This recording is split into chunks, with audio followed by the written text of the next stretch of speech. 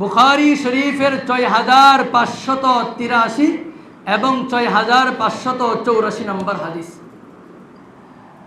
রাসূল আকরাম সাল্লাল্লাহু আলাইহি ওয়াসাল্লাম বলেন, ইন্নী ফারাতুকুম আলাল হাউজি, আমি নবী তোমাদের আগে হাউজে কাউসারের কাছে পৌঁছে যাব।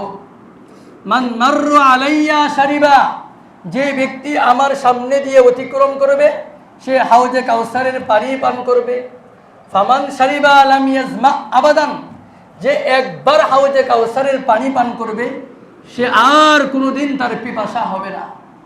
তখন নবীজি বলেন, কিছুক্ষণ পরে আমার কাছে এমন এক সম্প্রদায় আসবে, আরিফুহুম ওয়া ইয়ারিফুনানি, আমি নবী তাদেরকে চিনি, তারাও আমাদেরকে চিনে।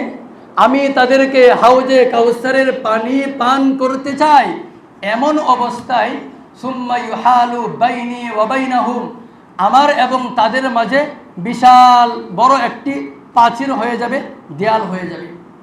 ফাকুলু, আমি বলবো, ইন্নাহুম মিন্নি, হে আল্লাহ এরা তো আমার উম্মত, আমি তাদেরকে হাউজে কাউসারের পানি পান করাতে চাই, আমার মাঝে তাদের মাঝে দেওয়াল হলো কেন? ফায়ুকালু, তখন আল্লাহর পক্ষ থেকে বলা হবে, ইয়া রাসূলুল্লাহ ইন্নাকা লা তাদরি মা আহদাসু বা'দাকা, আপনি তো জানেন না আপনার ইন্তেকালের পরে এই সমস্ত লোকেরা আপনার ধর্মের শরীয়তের মধ্যে বেদাত আবিষ্কার করেছে। ফাকুলু, তখন নবী বলেন, তখন আমি বলবো, সুহকান সুহকান লিমান গায়্যারা বাদি, আমি নবীর ইন্তেকালের পরে যে ব্যক্তি আমার ধর্মে, আমার শরীয়তে, আমার ইসলামে নতুন কোনো কিছু আবিষ্কার করেছে, আজকে তোমাদেরকে আমি হাউজে কাউসারের পানি পান করাবো না, তোমরা আমার থেকে দূর হও, দূর হও, সুহকান সুহকান, বিতাড়িত হয়ে যাও, দূর হয়ে যাও।